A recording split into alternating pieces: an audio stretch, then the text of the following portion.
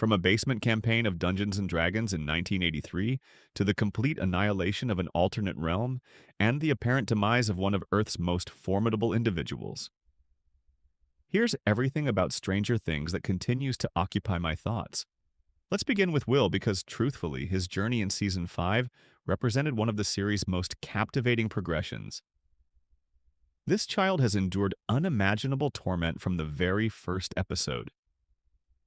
Captured by the Demogorgon, imprisoned in the Upside Down, exploited as a host for the Mind Flayer, and dedicated years attempting to achieve normalcy while this interdimensional bond persistently drew him backward. Season 5 ultimately verified that Will never truly severed that bond.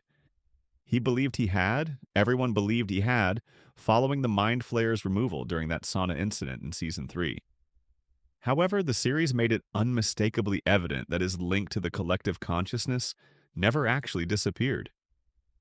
It remained inactive, certainly, but perpetually present, anticipating its moment. Robin's description in Season 5 captures it perfectly. She characterizes Will as a radio antenna, and that comparison genuinely illuminates everything about his abilities' mechanics. He's not producing anything, he's receiving transmissions. Whenever an upside-down entity approaches sufficiently close, whenever Vecna executes a plan, Will's physiology reacts because it remains calibrated to that wavelength. And here's what truly disturbs me. The series explicitly reveals that Will's bond was rekindled on multiple occasions. Initially when he returned to Hawkins from California, subsequently when the portals reopened. His physical reactions, his premonitions, his capacity to observe through the Demogorgon's perspective. Everything indicates that Will Byers maintains a permanent connection to this alternate realm in ways that may never be completely dissolved. But Season 5 escalates it considerably. Will doesn't merely receive transmissions anymore, he begins transmitting them. When Vecna traps the group and the creatures are moments from eliminating everyone, Will accesses something profound, something tied to those accumulated years of suffering and terror and buried feelings, and he assumes command of the monsters. He immobilizes them during their assault, suspends them in air, and eliminates them by contorting their bodies exactly as Vecna destroys his targets. That's Will, weaponizing the collective consciousness. And here's where things become genuinely fascinating. When Will challenges Vecna in Henry's recollections, when he's attempting to help Holly and Max flee, Vecna reveals something vital. He explains that the Mind Flayer didn't dominate him, and he didn't dominate it. They selected one another as collaborators. But Will served as a container, identical to Vecna when he initially encountered the Mind Flayer particles in that container as a youth. The distinction is that Will never decided to accept it. He resisted it. He permitted his companions and relatives to purge it from him. Yet the bond persisted because you cannot simply erase something that fundamental from your being.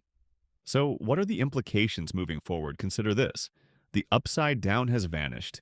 The gateway collapsed when Nancy fired at the exotic matter, and Murray's explosive detonated. Everything contained within that realm got expelled into the cosmic emptiness, according to the conclusion. But Will's bond wasn't to a location. It was to the collective consciousness itself. And we possess zero verification that the collective consciousness was entirely obliterated. The Mind Flayer's corporeal manifestation, the enormous arachnid entity that Vecna utilized as his stronghold, crumbled and ignited when El and the group assaulted it. Vecna himself was beheaded, but the genuine awareness, the genuine collective consciousness that unified all these entities, that's substantially more difficult to eliminate. Recall Season 2 when the Mind Flayer initially materialized? It wasn't a tangible creature in our realm. It was this colossal shadow presence that inhabited the Upside Down, and the researchers at Hawkins' laboratory had been cognizant of it for years. Dr. Owens discusses how they'd been observing it, how it appeared to be the governing intelligence, orchestrating everything in the Upside Down. And even after they sealed the portal at Season 2's conclusion, the Mind Flayer discovered a method to construct a physical body using rodents and humans in Season 3.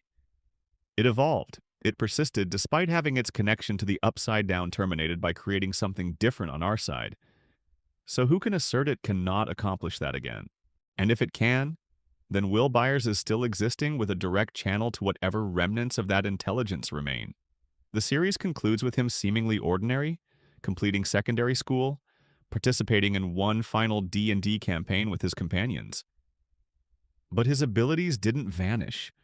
We witnessed him employ them in the decisive confrontation. We witnessed him tap into something that theoretically shouldn't exist anymore. And the Duffers don't present us that without purpose. My hypothesis is that as long as will exists, as long as that connection remains functional, the collective consciousness possesses a path back. Not necessarily Vecna because that individual is definitively deceased. Joyce ensured that absolutely. But the Mind Flayer as a concept, as an entity, might still persist somewhere in some form, awaiting the appropriate moment to reestablish communication. And Will would be the initial person it contacts. There's also the matter of what Will's abilities genuinely are now, because what he accomplished in that ultimate battle wasn't simply using the collective consciousness against itself. He was performing actions that resembled considerably what 11 can achieve. The psychokinesis, the dominion over living creatures, the way his nose hemorrhaged afterward, those are all characteristics of the Hawkins laboratory experiments. And while Will was never among Brenner's subjects, he devoted substantial time connected to a being that was formed partially from those experiments. The Mind Flayer that inhabited him had assimilated particles of Henry Creel's consciousness. Henry, who was the initial experiment, Henry who could manipulate minds and alter reality before anyone else.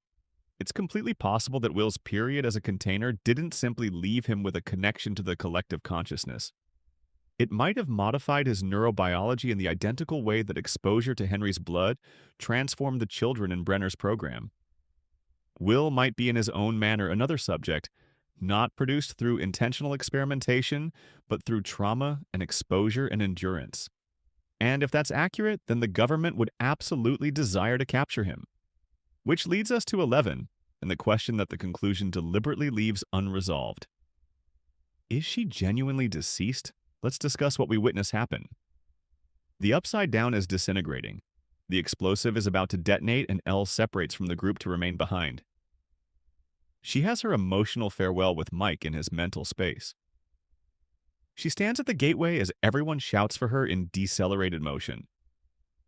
And then the detonation occurs. The Upside Down is eliminated, and where the portal once existed is simply the wreckage of Hawkins' library. That's what we're presented. Everyone's expressions are shattered. The scene transitions to darkness. 18 months subsequently, 11 is absent in the epilogue. Mike is grieving her at the monument. Hopper has accepted that she's vanished. It all appears quite conclusive, except then Mike presents his hypothesis, and the series literally displays 11 alive and trekking toward those 3 cascades she envisioned. Now, here's where I need to be cautious, because the show is deliberately unclear about this. Mike explicitly states he doesn't know if it's genuine. He states he chooses to believe it, and his companions choose to believe it with him. The Duffers are leaving it to interpretation, but they're also providing us sufficient evidence to construct a legitimate case that 11 survived. And that case is built on one essential element, Kylie's abilities.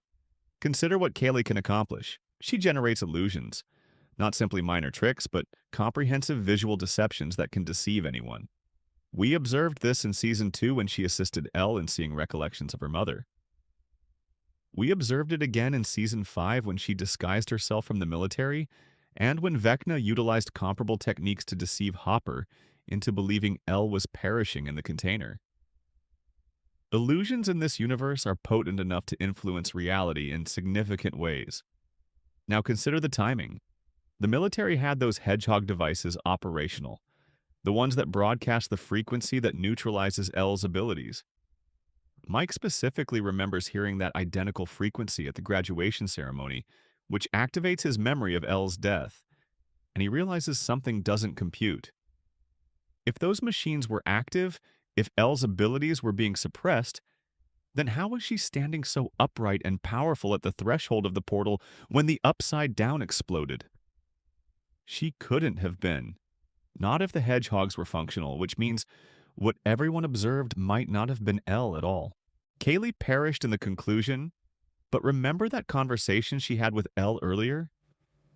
She told Elle that they should remain behind together, that sacrificing themselves was the only method to truly terminate the cycle of government persecution. She believed that as long as Elle existed, she would be pursued. But then Hopper persuaded Elle otherwise. That emotional scene in Hawkins' laboratory where he refused to permit her to discard her life, where he made her recognize that her death wouldn't actually resolve anything. Elle withdrew from the suicide plan. She desired to live. So what if Coley, in her final moments, decided to provide Elle that opportunity? What if she utilized the last of her strength to project an illusion of Elle standing at the portal, while the genuine Elle escaped through some alternative route? It would explain why Elle appeared so tranquil in that final shot. It would explain how she could be standing there with hedgehogs blaring, and it would fit perfectly with Kaylee's character arc, sacrificing herself not to terminate the cycle through death, but to give her sister an opportunity at the freedom she never possessed. The series doesn't confirm this, but it doesn't refute it either, and that's the brilliance of how the Duffers handled the ending. They provided us sufficient evidence to believe that Elle survived, while also making it plausible that Mike is simply processing grief by telling himself a comforting narrative. Both interpretations are legitimate. Both are supported by what we observe on screen. But here's why I personally lean toward Elle being alive. First, narratively, it makes more sense. Elle's entire arc has been about discovering her position in the world, discovering her identity beyond being a weapon. She devoted 5 seasons learning how to be a person, how to have companions and family, and an existence that wasn't defined by her abilities. Having her perish in a sacrificial explosion would be thematically consistent in some ways, but it would also be a rather bleak ending for a character who deserved better. Second, the Cascades. Those 3 cascades were established in Season 5 when Mike and Elle had their conversation on the roof of the radio station. Mike discussed how in his D&D campaigns, the party always rides off to begin fresh somewhere different after defeating evil, somewhere like a land with 3 cascades. Elle connected to that image. She desired that ending, and the conclusion literally displays her walking toward those exact cascades. That's not an accident. The Duffers don't include imagery like that without meaning. Third, and this is the most compelling evidence to me, Dr. K's program. Remember what Coley revealed in Season 5? Kay wasn't simply pursuing 11. She was attempting to restart Brenner's experiments. She had captured women, impregnated them, and was infusing them with Kaylee's blood, attempting to generate new superpowered children. The program was already in progress. Elle's capture would have accelerated it, but her death doesn't necessarily halt it. This is enormous, and I don't think enough people are discussing it. The cycle of creating powered children didn't commence with Brenner, and it doesn't conclude with Kay. This is clearly an ongoing government interest that spans decades. They desired Elle because she was the closest match to Henry's original bloodline, but they were already proving they could attempt to create others without her. The experiments were occurring whether Elle was involved or not, so if Elle is alive, if she's somewhere in concealment, then she's still a target. And if Will's abilities continue to develop, if his connection to the collective consciousness remains functional, then he becomes a target too. The government now knows that people can be created or transformed to possess these abilities. They're not going to cease trying simply because Kay's initial plan failed. I also want to discuss something that I think is underappreciated in the conclusion, which is the container scene in Henry's recollections. When Holly and Max discover the truth about how Henry initially encountered the Mind Flayer, we observe this moment where a young Henry opens a container belonging to a dying scientist. And inside is some kind of dark matter that gives him a vision of the Mind Flayer particles in the abyss. The particles whisper, "Find me" to him, and that's when everything commences. This is massive lore that the series kind of glosses over in the conclusion. Where did that container originate? Who was that scientist?